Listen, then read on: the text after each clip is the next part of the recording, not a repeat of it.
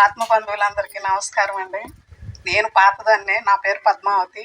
మాది మచిలీపట్నం కొబ్బరి తోట. నేను 12 సంవత్సరాలు అయిందండి. 12 నుండి 13వ సంవత్సరం అయింది ఇందులోకి వచ్చి.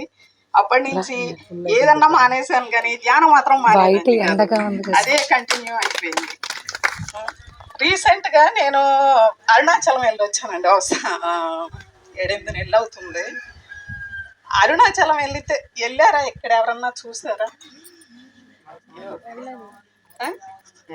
Okay okay okay. అంటే నేను చూశాను, గొప్ప అని కాదు చెప్తున్నా.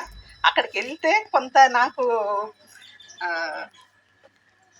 ఒక ఆధ్యాత్మికంగా ఒక విషయం తోచిందనమాట. అది మీతో పంచుకుందాం అనిపించింది. అయితే గుడి చాలా పెద్దదండి. అది మోస్ట్ పవర్ఫుల్ శివాలయం. అది దాని చుట్టూ ప్రాకారాలు చాలా ఉన్నాయి. మూడు ప్రాకారాలు ఉంటాయి. చాలా పెద్ద పెద్ద గోడలు. చాలా అసలు అంటే మాటల్లో చెప్పలేము. అది చూస్తేనే కానీ దాని అనుభవం తెలియదు. దాని ఇది పవర్ కానీ అనుభవం కానీ ఏదైనా తెలియదు. దాని గురించి ప్రాకారాలు పెద్ద పెద్దవి 3 ఉంటాయి. ప్రహరీ గోళ్ళు కూడా చాలా పెద్ద పెద్దగా ఉన్నాయి. అది ఒకటి దాటుకుని ఒక దాంట్లోంచి ఇంకొకటి దాటుకుని ఇంకొక దాంట్లోకి వెళ్ళి ఆఖరికి భగవంతుడు మనకు దర్శనం ఇస్తాడు అనమాట. 3 ప్రాకారాలు అనమాట. చాలా చాలా పెద్ద పెద్దవి. నేను అంటే తిరుమల వెళ్ళాం కానండి, అక్కడ చూసిన దానికన్నా కూడా నాకు ఇక్కడ అనిపించింది. చాలా పెద్ద పెద్ద ప్రాకారాలు, లోపల స్పేషియస్గా ఉంది అంతా కూడా. అయితే ఏంటి మన లోపల 3 గుణాలు ఉంటాయి. ఆ 3 గుణాలు దాటితే గానీ మనకి భగవంతుని దర్శనం అవ్వదు. నాకు అక్కడికి వెళ్ళగానే ముందు ప్రాకారం చూడగానే అది అనిపించింది. లోపలికి వెళ్ళినాక అట్లా 3 గుణాలు దాటితే గానీ తమో గుణం, రజో గుణం, సత్వగుణం, ఈ 3 గుణాలు దాటితే ఆ భగవంతుని దర్శనం అయినట్టు, లోపల దర్శనం అయినట్టు. ఎప్పుడైతే మన లోపలికి మనం జర్నీ చేస్తామో, ధ్యానం చేస్తామో, అప్పుడే మనకి భగవంతుని దర్శనం అవుతుంది. అది అనిపించింది నాకు. ఈ తమో గుణం ఉంటే ఎంతసేపు తాగటం, తినటం, వీటి మీదే ఉంటుంది దృష్టి. అసలు భగవంతుని గురించి ఆలోచన కూడా రాదు. ఆ ఆలోచన తెచ్చుకోవాలన్నమాట. ఎన్నాళ్ళు ఉంటాం? ఈ జన్మలోనే కదా, ఈ జన్మ ఎత్తాము. ఈ జన్మలోనే అన్నీ నేర్చుకోవాలి. మళ్ళీ ఇంకా ఎన్ని జన్మలు తీసుకుందాం? విసుగ్గా ఉంటుంది ఒక్కొక్కసారి. ఆ తమో గుణం దాటాలి. కొంత మారి రజోగుణంలోకి వస్తాము. ఆ రజోగుణం కొంత మారి సత్వగుణంలోకి వస్తాము. ఆ సత్వగుణంలోనే ఉండకోకుండా శుద్ధ సాత్వికంలోకి రావాలి. ఒక మనిషిలో ఇన్ని గుణాలు ఉంటాయి, 3 గుణాలు ఉంటాయి. అన్నిటినీ బ్యాలెన్స్ చేసుకోవాలన్నమాట. బ్యాలెన్స్ చేసుకుంటా ఎప్పుడైతే మన లోపలికి మనం జర్నీ చేసామో, ధ్యానం చేసామో, అప్పుడు భగవంతుని దర్శనం అయినట్టు. నాకు ఆ గుళ్ళోకి వెళ్ళి అదంతా తిరిగినాక ఆలోచన వచ్చిందనమాట.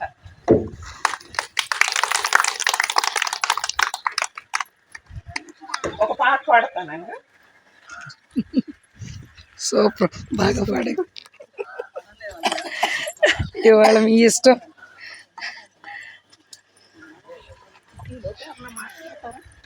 ఎవరన్నా మాట్లాడతారా? ఎవరన్నా అలా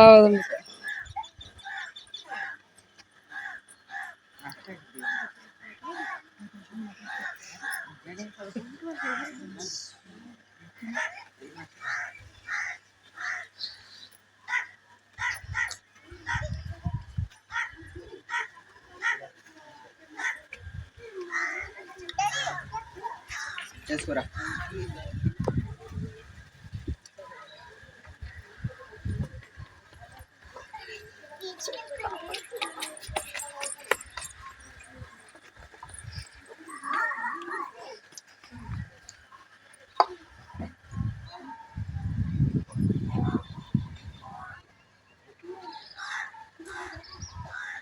లైటింగ్లో కనపడలేదు. సెల్లో ఉంది. ఎవరైనా మాట్లాడతారా? ఇంకా మంది ఉన్నారండి. రాజలక్ష్మి మేడం వెళ్ళండి, చెప్తాను ఇంకేదన్నా చెప్పండి. Continue Rajalakshmi madam. ఇవాళ 100 days ఫంక్షన్ అన్నమాట ఇది.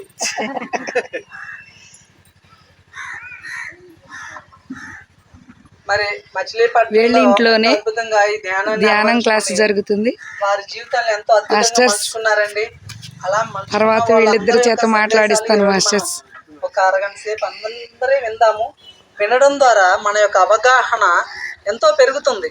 దానివల్ల ఎందుకు వీళ్ళు ఎంత దూరం నుంచి వచ్చి చెప్తున్నారు, డబ్బుల కోసమా, దేనికోసమా, ఎందుకు చెప్తున్నారు, వీళ్ళు ఎంత మారితే వీళ్ళు మనకొచ్చి చెప్తున్నారు ఇది బాగుంటుంది ఇలా మారితే అనేటువంటి విషయాలన్నీ కూడా మనకి అవగాహన అవుతుంది. ఓకేనండి. మేడం రాజ్యలక్ష్మి మేడం గారి సందేశం తీసుకుందాం. అందరికీ నమస్కారము. నేను ధ్యానంలో వచ్చింది 2018లో వచ్చాను. 7 ఏళ్ళు అయింది, 7 సంవత్సరాలు అయింది. రోజు 1 గంట ఇట్లాగే మీలాగే ఎవరో క్లాస్ పెడితే ఆ రకంగా నేను వెళ్ళాను. సరే తర్వాత ధ్యానం చేయండి ఇట్లాగే మీలాగా మీ దగ్గర ఎట్లా వచ్చి మాట్లాడతారు అట్లాగే మాట్లాడారు. అట్లా క్లాసులకు అలవాటయ్యి ధ్యానం చేయటం మొదలెట్టా.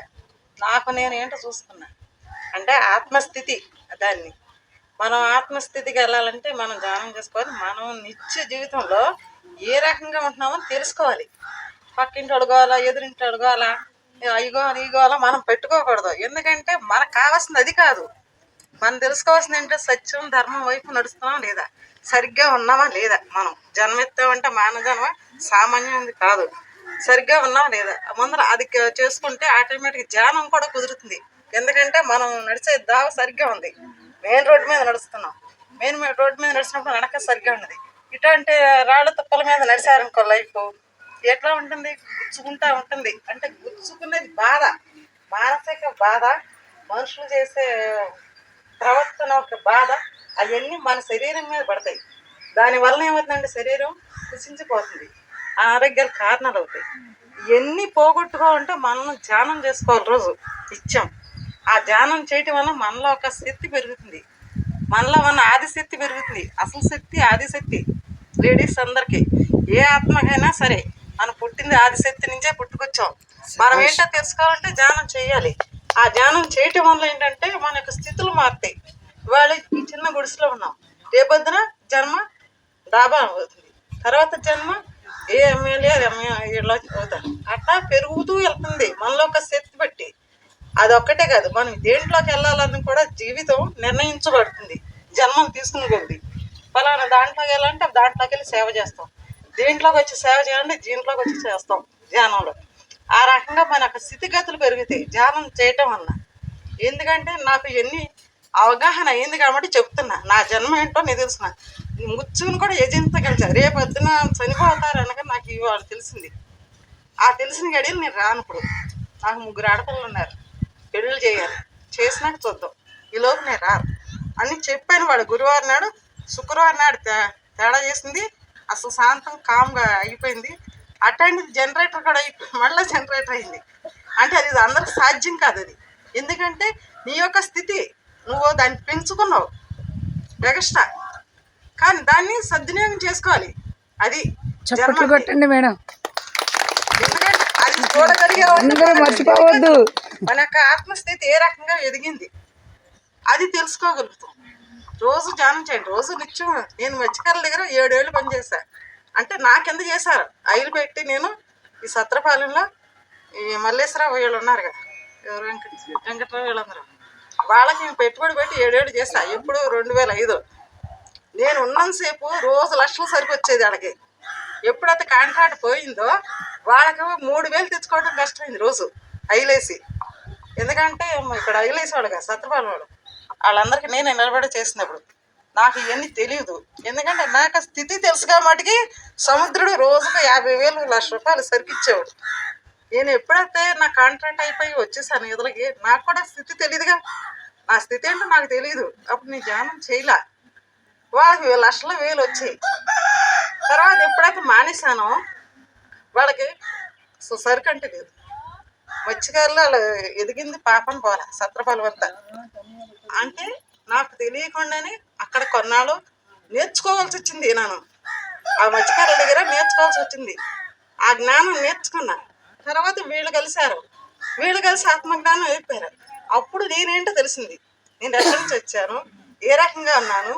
ఈ ప్రజెంట్గా కూడా 2 నెలల కిందట నేను ఆదిశక్తి రూపంలో ఎత్తే. ఆదిశక్తి రూపం అంటే మాటలు కాదు. ఆవిడ నేను గుడికి వెళ్ళా, గుడికి వెళ్ళి చెడగోపురం పెడతారు కదా, ఆయన చెడగోపురం పెడతాకని చెడగోపురం తెస్తాకి వెళ్ళాడు. ఆయన వెళ్ళేటప్పటికి ఈ లోపు అవతారం పెరిగిపోయింది. గుళ్ళో పెరిగిపోయి నుదుటి నుండి ఒక త్రిశూలం, అగ్నిలాగా త్రిశూలం వచ్చేటికి ఆయన ఎట్ట తెల్లబడి చూస్తున్నాడు. నేనేం చేశాను ఈ లోపు, అంటే ఇదంతా మనకి ఎట్టా తెలుస్తుందంటే కళల రూపంలో తెలుస్తుంది. అంటే మన స్థితి అంత ఎదిగి ఉందని.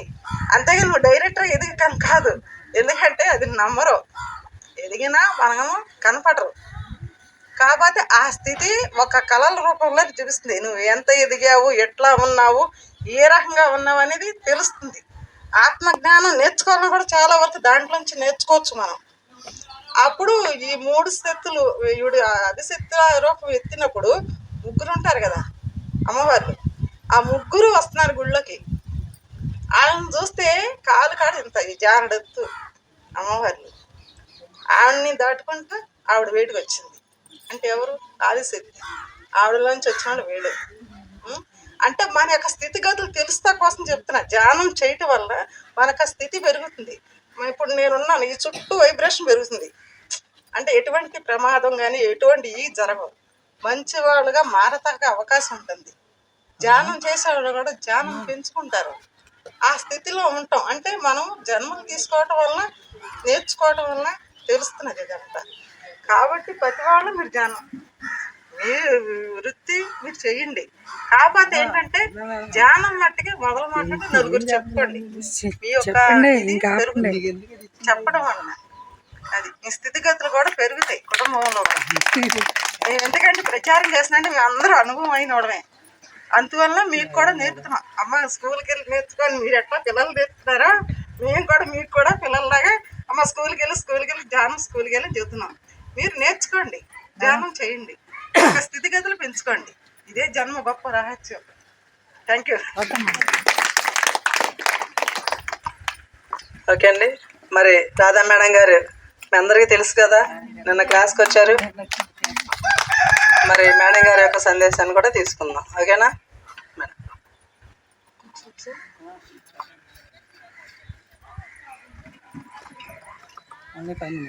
ఓకే మేడం, చదువుకున్నా చదువుకోపోయినా మనం ఎలా బ్రతికినా మన లోపల ఒక ఆత్మ ఉంది. దానిని చేరటం మనకు తెలియలే. నిన్న చెప్పుకున్నామేమో, సంగీతం పుస్తకం చదివి సంగీతం పాడగలమా? క్రికెట్ పుస్తకం చదివి ఆడగలమా? అలాగే సాధన లేదు మన అందరికీ. 24 గంటలు ఒక్క అరగంట మనం కూర్చుంటే మనలో శక్తితో నిండాలి. శక్తితో నిండినప్పుడు మేడం చెప్పినట్టు కళలు వచ్చినా మనకి కళలు అందరికీ వస్తాయి రకరకాలు.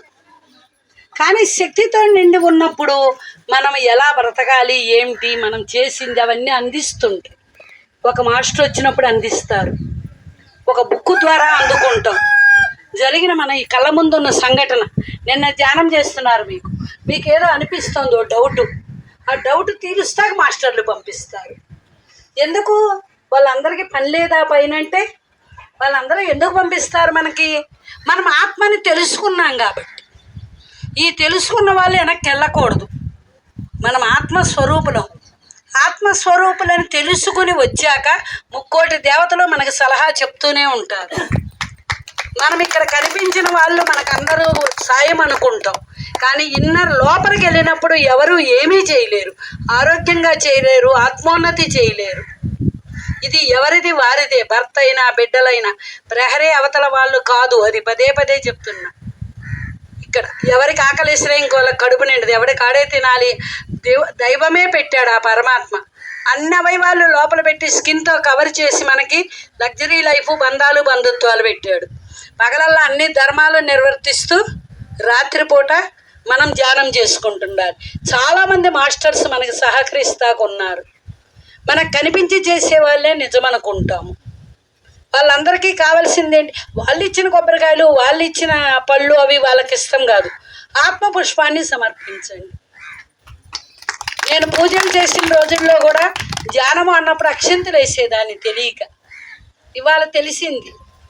ఆత్మపుష్పం అంటే 24 గంటల్లో ఒక్క అరగంట ధ్యానం చేస్తే మన లోపల అవయవాలు చేసే పనే బయట మన ఉద్దేశాలు, మన లోపల మైండ్ని బట్టి వాటిని బట్టే కదా బయట బ్రతుకు. ఆ లోపల కాసేపు వెలుగు చేసుకుందాం రాత్రిళ్ళు అందరం. ఇది కష్టమైన పని కాదు. ఏమంటే ఒక రాజుగారికి 5 భార్యలు ఉన్నారటండి. ఎప్పుడూ మొదటి భార్యతోనే ఉండేవాట. వారానికి ఒకసారి 2వ భార్య దగ్గరికి వెళ్ళేవాట. నెలకొకసారి 3వ భార్య దగ్గరికి వెళ్ళేవాడు. 4వ భార్య దగ్గరికి అప్పుడప్పుడు వెళ్ళేవాట. 5వ భార్యని చేసుకున్నా అని మాటే మర్చిపోయాట. ఒకరోజు ఈయనకి అనిపించింది, నేను చచ్చిపోతే నాతో ఎవరు వస్తారు వీళ్ళు అని అనుమానం వచ్చింది. మొదటి భార్యని అడిగాడు, నేను పోతే నాతో వస్తావా అని. ఎప్పుడో కలిసే ఉన్నాడు కదా ఆవిడతో. ఆవిడంది బతికున్న నాళ్ళు ఒక్క నిమిషం వదలలేదు, చచ్చిపోయాక నీతో ఒక్క నిమిషం ఉండనందండి. ఎవరండి ఆ భార్య? అదే ఫస్ట్ భార్య. ఎవరు ఇక్కడ? దేహము ఆత్మ. ఏమండి? ఆత్మ రాజుగారు. ఈ దేహాన్ని వదలం, బతికున్న నాళ్ళు మనతోనే ఉంటుంది. పోగానే దేహం వదిలేసి లోపల పవర్ వెళ్ళిపోతుంది. మరి నేను నాది అనేది దేహమా ఆత్మ? ఏమండి? మరి ఎన్ని రోజులు పెట్టులో ఉంచిన దేహమా నేనంటే? పేరు అనేది మన పిలుస్తానికి పెట్టిన ఒక గుర్తు. గుళ్ళకి, వాడలకి, వాడకట్లకి అన్నిటికీ పేరు అనేది, ఇంటి పేర్లు చెప్పుకుంటాక వీలు. మరి నేను దేహం అని చెప్పుకున్నాళ్ళము. ఆత్మ మరి పవర్ బయటికి వెళ్ళిపోయాక ఆత్మ కూడా నన్ను అడిగితే ఎప్పుడో ఒక పేరు పెట్టారండి, మనం చెప్పుకోవాలి కాబట్టి ఒక పవర్ అని చెప్పుకుందాం. చీమలో, దోమలో, చెట్లు అన్నిట్లో ఆ పవర్ ఉంది, ఎక్కువ తక్కువలు. ఆ పవర్ బయటికి వెళ్ళాక ఇది నేను నాది అంటుందా? అంటే అసలు నేను ఎవరండి? రమణ మహర్షి ఏమంటాడు? నేనెవరని శోధించండి. దొంగ దొర తానై కూర్చున్నాడు లోపల. తెలియనట్టుగా మన దేహమే నేను అనుకుని బతికేసాం కొన్ని జన్మలు. ఇప్పుడు అర్థమైంది. అర్థమయ్యాక దాన్ని పవర్ పెంచటమేనండి. ఎవరు నన్ను బాపట్ల వెళ్ళినప్పుడు అడిగారు అక్కడ వాళ్ళు, మేడం ఒక్కో మాస్టర్ వచ్చి ఒక్కోటి చెబుతున్నారు, మేము ఎవరిని ఫాలో అవ్వాలని. మీలోని మాస్టర్ని మీరు ఫాలో అవ్వాలండి. అందరము ఒక సజ్జన సాంగత్యమే మనం చేసేది. నా ఆత్మకి ఏమి కర్మలు జన్మలు ఉన్నాయో నేను వచ్చాను. అలా ప్రతి ఒక్కరి లెక్కలు దాని ఆత్మకు మట్టుకే తెలుసు. ఏమండి? మొదటి భార్య నేను నీతో ఉండను అంది. సరే, 2వ భార్య వారానికి ఒకసారి వెళ్ళిన ఆవిడ దగ్గరికి వెళ్ళాడు. ఆవిడేమంది? 10 అడుగులు నీతో వస్తానందండి. అంటే బంధుమిత్రులు అక్కడ దాకా వస్తారు, అక్కడి నుంచి మనతో ఎవరన్నా వస్తారా? మరి బంధుమిత్రులు మనం నాన్ వెజ్లు మానుతాము, వాళ్ళకి బాగోదని వండి పెడతాం. మనం విషయమని తెలిసి వాళ్ళకి ఎలా పెడతామండి? పంచభక్ష పరవాన్నాలు పెట్టండి. వీళ్ళు మనం వెళ్తే మనకు ఇష్టమైనవి పెట్టలేదు అనుకుంటారండి. కానీ నేను చాలా చోట్ల విన్నా, మా పిల్లలు బ్రాహ్మణులాగా ఇవి తింటలేదు అంటే, బ్రాహ్మణులు అంటే వాళ్ళకి అది తెలుసు కాబట్టి చెప్పుకుంటారు. బయట గొప్పగానే చెప్పుకుంటారు మన గురించి. వాళ్ళు మానలేదు కాబట్టి మన కాస్త అనాలని చూస్తారు. ఏమండి? అలా మనము బంధుమిత్రులకి ఎంత చేయగలమో అంత చేస్తాం. ఇప్పుడు ఎక్కువ తక్కువల్లో ఉన్నాం. ఎవరి కోసమో మాస్కులు తొడుక్కుని మాట్లాడుతాం, అట్లా ఉంటున్నాం. ఇష్టమవుతే విందాము, లేకపోతే కబుర్లు కాసేపు. సరేనమ్మా, ప్రతి ఒక్కరితో. మేడం 3వ భార్య నెలకోసారి వెళ్ళిన భార్య. ఆవిడేమంది? నాతో ఉంటావా అంటే 13 రోజులు ఉంటానందండి. పేరు ప్రతిష్ట. పెద్ద దినం అయ్యాక ఎవరన్నా చెప్పుకుంటారండి మన గురించి? 13వ రోజు అయ్యాక మరి మనకి గౌరవం ఇవ్వలేదు, వాళ్ళు మాట్లాడలేదు, వీళ్ళు మాట్లాడలేదు అనుకుంటాం ఏంటండి? పేరు ప్రతిష్టలు ఒకళ్ళని అడుక్కుని తీసుకునేవా? అసలు మామూలుగా మన దగ్గర 10 రూపాయలు లేకపోయినా మనకు అభిమానాలు ఎక్కువ. ఎవరిని అడగము మేము, అసలు ఎవరిని అడగకుండా బతుకుతామంటారు. మరి ఇది కూడా అడుక్కుంటమే కదండి. మనం ఒక అద్దంలాగా తయారవుతే మన అద్దంలో చూసి వాళ్ళు మొహాలు సరి చేసుకోవాలి. వీళ్ళు ఇలా మారారు, ఎలా మారారు? అద్భుతమైన జీవితం అనుభవిస్తున్నారు. మనం కోరికలతో చెయ్యము, కానీ మనకు కావలసినవన్నీ భగవంతుడికి తెలుసు. ఒక బిడ్డకు కావలసినవి తల్లిదండ్రులకు ఎలా తెలుసో, పైనున్నాడికి మనకు కావలసినవన్నీ తెలుసు. కర్మలు అయ్యేదాకా కొన్ని రోజులు ఆపుతాడు. ఆ బాధ ఏదన్నా పడటమే అయిపోతుంది. ఏం మేడం? 3వ భార్య పేరు ప్రతిష్టలు ఎవరిని అడిగి తీసుకునేవి కాదు. మన గౌరవం మన లోపలిది మనకి తెలుసు, మనం ఏమిటి అనేది. సరిగా లేకపోతే మార్చుకుంటాం, సరైన జీవితం అవుతే ఎవరేమన్నా సరే మన లైన్లో మనం వెళ్ళటం. ఈ రెండే. 4వ భార్య అప్పుడప్పుడు వెళ్ళిన ఆవిడేమంది, నువ్వు వదిలేసినా నేను వదలనందండి. కర్మలు ఈ జన్మలో వదిలేసినా నెక్స్ట్ జన్మలో తెచ్చుకోవలసిందే. మనం ఏం చేస్తున్నాం, పుణ్యకర్మలు పాపకర్మలని మళ్ళీ అక్కడ తీసాం. పాపకర్మలు ఇనుప సంఖ్యలు, పుణ్యకర్మలు బంగారపు సంఖ్యలు. పుణ్యకర్మలకి భోగాలు, హంసతులిక తలపాలు, ఏసీ గదులు. పాపకర్మలకి రోగాలు, అందులో పడే షుగర్ బీపీలతో కొట్టుకుంటున్నాం. అన్నమాచార్యులు వారు అన్నారు, ఉభయ కర్మల గడిని దాటండి అన్నాడు. ఈ 2 కర్మలకి రావాల్సిందే నువ్వు భూమి మీదకి. మోక్షము.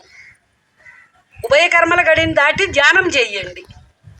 ధ్యానానికి ఎప్పుడు కూర్చున్నావో మోక్ష స్థితికి వెళ్తాం. మోక్షం అంటే పోయాక ఉండేది కాదండి. మన దగ్గర డబ్బు ఉన్నప్పుడు 5 స్టార్ హోటల్లో ఉండి అయిపోగానే మళ్ళీ వచ్చేస్తాం. అలాంటిదే స్వర్గం నరకం అనేవండి. ఆ 2 భావనలేనండి. ఒక యోగి ఆత్మకథలో చెబుతాడు, యుక్తేశ్వర మహారాజు, పరమహంస యోగానంద గురువు గారు, స్వర్గం నరకం లేవు, యద్భావం తద్భవతి. నువ్వు పోయే ముందు ఏ భావంతో ఉంటే అక్కడికే వెళ్తావు. ఏమండి, ఒక కళ్ళు కాంపౌండ్ తాగుతూ వెళ్ళిన వాడికి అక్కడ కళ్ళు కాంపౌండే కనిపిస్తుంది పైకి వెళ్ళగానే. అక్కడ మాస్టర్స్ ఓ సరస్వతీదేవి సంగీతము, ధ్యానము, మళ్ళీ ఏ తల్లి గర్భానం ఉన్నతమైన చోట పుడదాము అన్న వాళ్ళకి అవే చూపెడతారు. అక్కడ మోక్ష స్థితికి వెళ్ళాలంటే ధ్యానానికి కూర్చోవాలండి. 24 గంటలు ఒక అరగంట మనకి కష్టం కానిది. మన దాకా రాలేదు, తెలియలేదు. మేము కాస్త ముందు వచ్చాము, మీరు ఇప్పుడు వచ్చారు, అంతే తేడా అండి. వచ్చిన కొత్తల్లో మీరందరూ పడినవి మేము పడ్డాం. ధ్యానం చేసేవాళ్ళం, ఏడ్చేవాళ్ళం, గొడవపడే వాళ్ళం. కానీ ధ్యానాన్ని పెంచుకుంటూ ఇలా విన్న జ్ఞానంతో తెలుసుకుంటూ, ఫస్ట్ ఓషో అంటాడండి, తెలుసుకుంటూ ఆపుకుంటుంటే మన ధ్యాన శక్తి వెళ్ళాక లోపలికి వెళ్తూనే ఉంటుందండి.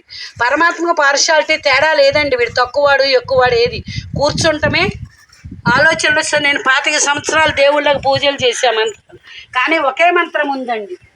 24 గంటలు 1 గంట ధ్యానం. భర్త, భార్య, బిడ్డలు ఎవరి లోపల ఎవరూ చెయ్యరు, నా లోపల నేనే చేసుకోవాలి. ధ్యానంలోకి వచ్చినప్పుడు ఆలోచన రాగానే ఇది చెప్పుకోండి అంతే. మళ్ళీ కాస్త శక్తి మనకి వెళ్తుంది. అలా శక్తి వెళ్ళిన కొద్దీ మీ మనలో మార్పులు వచ్చేస్తాయి. అందుకని కర్మలు వదలవండి. అయితే మంగినపూడి బీచ్లో పత్రిజీ వచ్చినప్పుడు, మంగినపూడి పత్రిజీ వచ్చినప్పుడు ఒక పెద్ద ఆయన వచ్చి, నేను ఎప్పటి నుంచో ధ్యానం చేస్తున్నానండి, అనారోగ్యం తగ్గలేదన్నారండి.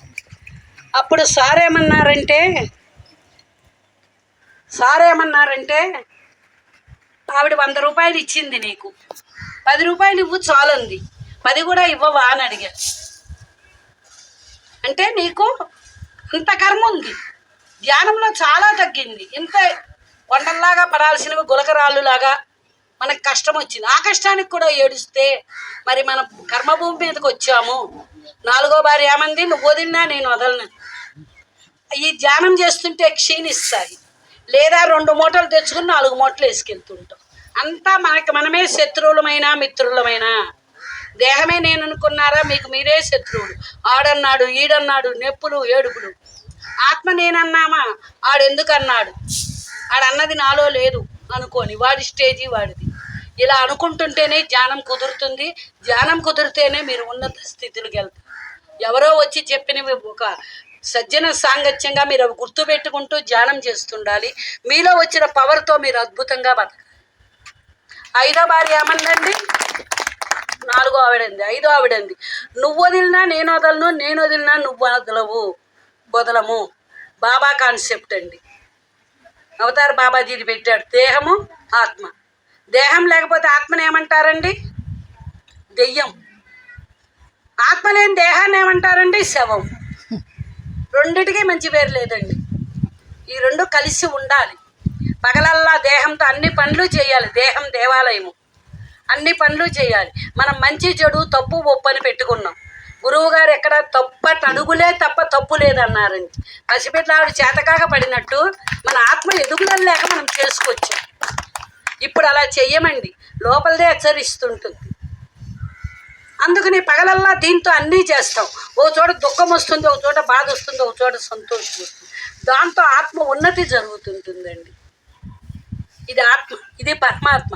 ఇక్కడి నుంచి అక్కడికి వెళ్తాక ఎంత దూరం ఉందో చూడండి. ముందు మనం ఇవన్నీ గెలిచి ఇక్కడికి రావాలి ఏమండి. ఇక్కడికి వచ్చేసరికి ఈ ఆత్మ ఎదుగుతుంటుంది. రాత్రిళ్ళు ధ్యానం చేస్తుంటాం. ఆ జరిగిన వాటిల్లో మనది మనం అంచనా వేసుకోవాలి. ఏది ఇవాళ జరిగింది వెనక్కి వెళ్ళి చూసుకోవాలి. వాటిని మళ్ళీ కాకుండా మనం ఎదగాలి అని మాస్టర్లను అడగాలి. ప్రారంభ కర్మలు, సంచిత కర్మలు, ఆగామి కర్మలు కొన్ని మనం ఎంత చేసినా పోవు. మనం ఏంటి ఇలాగా ఉన్నామా అని అనుకోకూడదు. మనం మాస్టర్లను అడగాలి రాత్రిళ్ళు కూర్చున్నప్పుడు. ఇక్కడ నేను గెలవలేకపోతున్నా ఈ కోపం దగ్గర, ఎంత చేసినా నాకు సహకరించండి, నాకు వచ్చి చేసి పెట్టమని ఎవరిని అడగకూడదండి. వాళ్ళు వాళ్ళ పనులలో ఉంటారు ఆత్మలు. అక్కడ ఆత్మలు ఇక్కడ దేహంతో చేస్తారు, అక్కడ ఆత్మగా చేస్తుంటుంది. మాకు సహకరించండి, ఈ కోపం దగ్గర గెలవలేకపోతున్నా, నాకు తెలుసు, నేను తగ్గించుకోవాలని చూస్తున్నా, మీరు కూడా సహకరించండి. రాత్రిళ్ళు ధ్యానంలో అడగాలి. పగలు ఇది వెలుగు పొందుతున్న కొద్దీ ఇక్కడ క్లారిటీగా బతుకుతామండి, అర్థమైపోతుంది. అది 5వ భార్య. అంటే నువ్వున్నంతకాలం నేనుంటా, నేనున్నంతకాలం నువ్వు ఉంటావు. ఇందాక చెప్పుకున్నాం, ఇది లేకపోతే ఇది దెయ్యం అనే పేరు, ఇది లేకపోతే ఇది శవం అనే పేరు. ఈ రెండింటితో కలిపి ఉండటమే మనకి జీవిత శాస్త్రం. అందరికీ తెలుసండి. వచ్చిన వాళ్ళకి మంచినీళ్ళు వేస్తాం, కూర్చోమంటారు. అవి ఆత్మశాస్త్రం తెలియకే ఇన్నాళ్ళు మనము ఎక్కువ తక్కువల్లో బతికాం. ఇప్పుడు ఈ ధ్యానం చేస్తున్నప్పుడు ఈ రెండింటితో కలిసి వెళ్తున్న జీవితము అద్భుతమైన జీవితం అండి. అర్థమవుతుందా మేడం? అందుకని మనందరం అప్పుడు రాజుగారు ఏం చేశారు? ఒక్క నిమిషం. అప్పుడు రాజుగారు ఏం చేశారు? ఆత్మతో కలిసి కూర్చుంటాం మొదలెట్టారు. మనకు మళ్ళీ కూర్చున్నాక ఆయనకి ఏమొచ్చింది? కర్మలు దగ్ధమయ్యాయి. కర్మలు ఎలా దగ్ధమవుతాయి? ఒక్కటే మాట. 15 ఏళ్ల పిల్లాడు అడ్డగోలుగా తిరిగాడు, సన్నాసిగా అందరూ చెప్పుకున్నారు. 25 ఏళ్ళు వచ్చి ఒక మహోన్నత వ్యక్తిగా తయారయ్యాడు, ప్రపంచమే మెచ్చుకునేట్టు. తల్లిదండ్రులు వెళ్ళి మా అబ్బాయి 15 ఏళ్ళప్పుడు ఇట్టా ఉన్నాడని చెప్తామా? చెప్పం కదా. అలాగే దైవానికి మనం బిడ్డలం. మనం ఎలా బ్రతికిన ఆత్మని తెలుసుకున్నాక అద్భుతమైన జీవితంలోనే ఉంటాం. ఈ కర్మలు క్షీణిస్తుంటాయి. జ్ఞానాగ్ని కర్మ దగ్ధానం అంటే అది. లోపల వెలుగు పెరిగి ఎవరు కారణం కాదు, నా దానికి నేనే అనుకున్నప్పుడు నీ కర్మలు దగ్ధమవుతుంది. అప్పుడు కర్మం క్షీణిస్తాయి. 3వది పేరు ప్రతిష్టలు. ఎవరిని ఆశించం ఏది. ఓకే అతను మాట్లాడినా ఓకే, హాయ్ బై అండి, బలగరిచ్చారు, హాయ్ లేదు బై, అలా వెళ్ళిపోతుంది. ఎవరి మీద కక్ష ఇక్కడి నుంచి ఉండకూడదండి. మనకి ఆ పైవాడు సీసీ కెమెరా పెట్టి కూర్చున్నాడు, లోపల చూస్తాడండి. మనం పైన చూసి ఆవిడ మొహం మార్చింది ఈవిడిది అంటాము.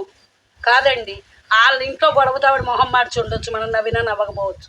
అందుకని ఎవరిని మాట్లాడడం. పేరు ప్రతిష్టలు ఎవడి ఇచ్చేవి కాదు, ఎవడి లోపల వాడికి తెలుస్తుంటుంది ఆత్మకి. తరువాత బంధువులు, ఎవరితో ఎంత ఉండాలి. అప్పుడు శరీరం, దీనికి ఎంత ఇవ్వాలి, ఎంత ఇవ్వక్కర్లేదు, సుఖాలు, ఆహారం అన్నీ. అప్పుడు రాజుగారు ఫస్ట్ దీనికే పట్టు పీతాంబరాలు, నగలు, నాణ్యాలు అన్నీ చేసేసాడండి. అది 5గురు భార్యలు అంటే ఇదండి. అయిపోయిందా మాటేమో? ఆడవాళ్ళ కదా ఒకటి చెప్తానయ్యా, పత్రిజీకి అంకితం ఇచ్చా బుక్లో. నేను అది చెప్పమంటే చెబుతాను, అవకాశం ఇస్తే ఎవరికన్నా ఇచ్చుకో. చెప్పండి మేడం. ఒక రాజుగారండి వచ్చిన గురువుల్ని అందరినీ నాకు మోక్షం కావాలని అడుగుతుంటుంటాడండి అందరినీ. ఆయన అంటారు త్యాగాన్ భవేత్ అంటాడు, త్యాగం చేయి మోక్షం వస్తుంది. అదే అందరూ చెప్తారు. ఈ భార్య అత్యున్నతమైన త్యాగశీలి, అన్నీ తెలిసిన ఆవిడ, తరుడై మాస్టర్.